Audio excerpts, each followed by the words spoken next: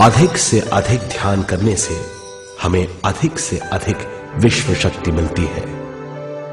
हमारी चेतना सूक्ष्म शरीर का रूप धारण करके बहुत तेजी से घूमने लगती है, जिससे हरकतें बढ़ने लगती हैं। इन हरकतों के बाद हमारा सूक्ष्म शरीर भौतिक शरीर से बाहर आने लगता है। ये दोनों शरीर चांदी जैसे डोर से जुड़े रहते हैं।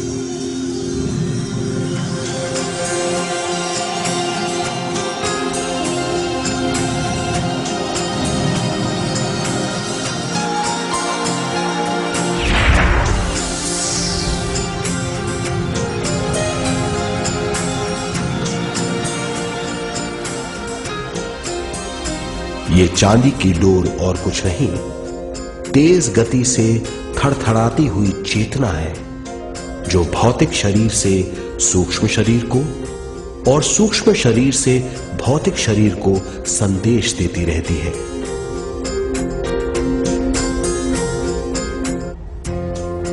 और इस तरह हम अंतराल का सफर तय करते हैं।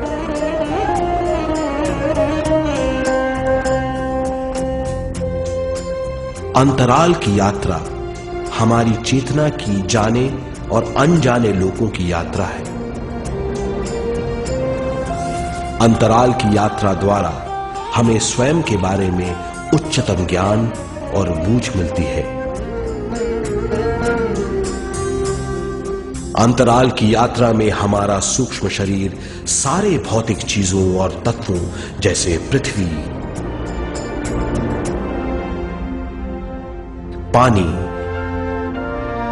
अग्नि, वायु और आकाश के बीच में से गुजर सकता है।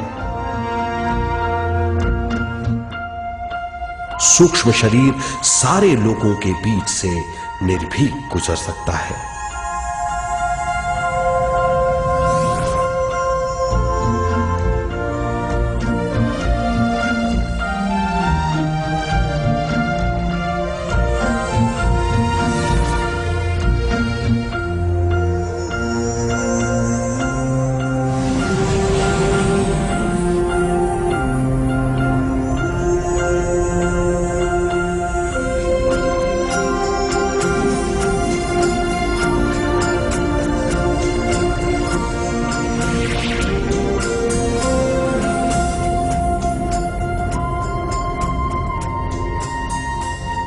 ध्यान करने वाला व्यक्ति अपने शरीर से बाहर आकर अपने भौतिक शरीर को देख सकता है।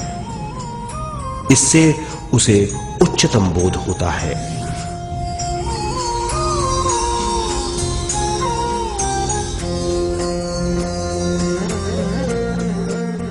वो समझ पाता है कि वो शरीर मात्र नहीं, बल्कि शरीर में रहता है। ये एक गहन बोध है। हर किसी को अंतराल की यात्रा का अनुभव करना चाहिए। अधिक से अधिक यात्रा करने से हमारी सीमाएं खत्म हो जाएंगी। हम जान जाएंगे कि हम असीम हैं। केवल इसी अनुभव के द्वारा हम जान जाएंगे कि हम ही चेतना हैं। हम जान जाएंगे कि हम असीम हैं। हम जीवन का नया विस्तार जान जाएंगे।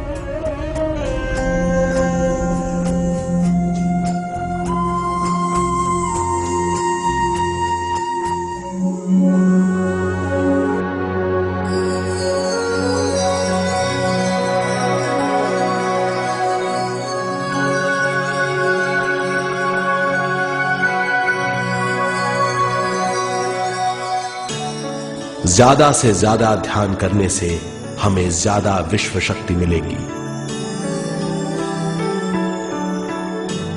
विश्व शक्ति द्वारा अपने हर काम में क्रियाशील होने की हमारी क्षमता बढ़ती है। शरीर, मन और स्वयं से ज्यादा क्रियाशील होने से हम हर स्थिति को पूरी तरह समझ पाते हैं। ये समझ और कुछ नहीं, ज्ञान है।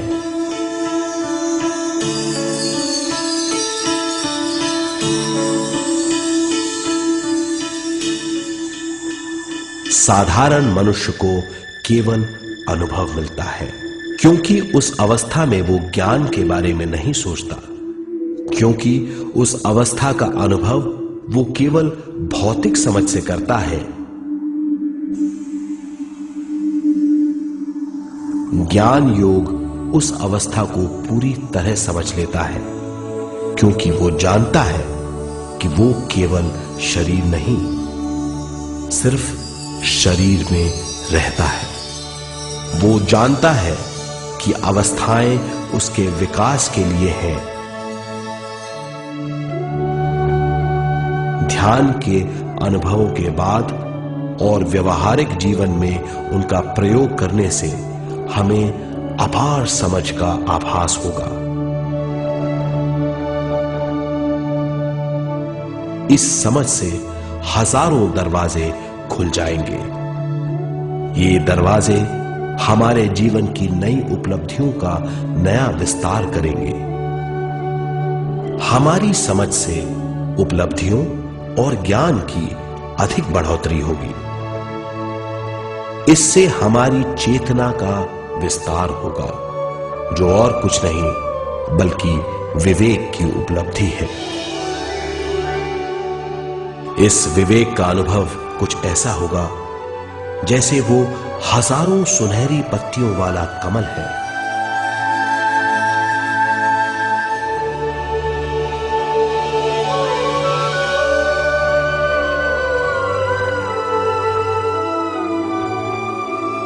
हर एक पत्ती समझ की एक नई मात्रा होगी।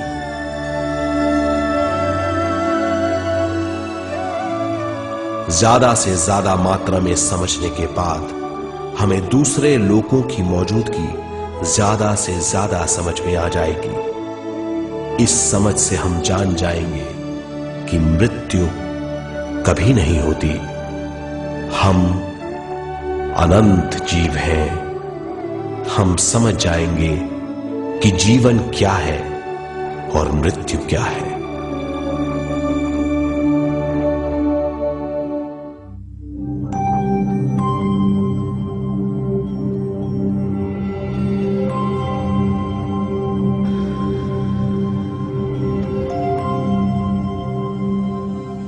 हम इस धरती पर विश्व चेतना की एक कण के रूप में आते हैं।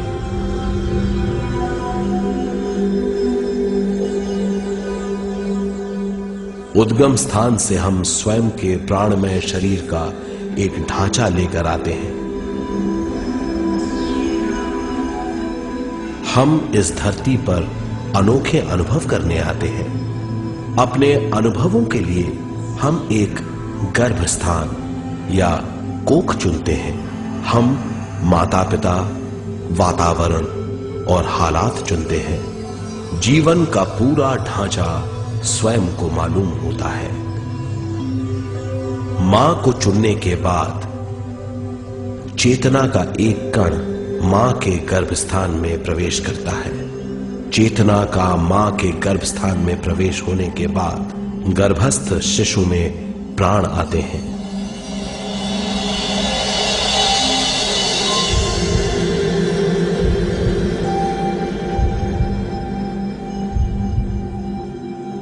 प्राणमय शरीर में विश्व शक्ति के हिसाब से और उनके कारणों से प्राकृतिक शरीर बनने लगता है। चेतना बारंबार उद्गम स्थान में आती रहती है और जब तक पहली सांस आती है,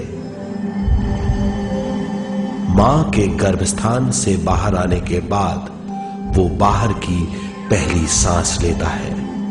इसे जन्म कहते हैं।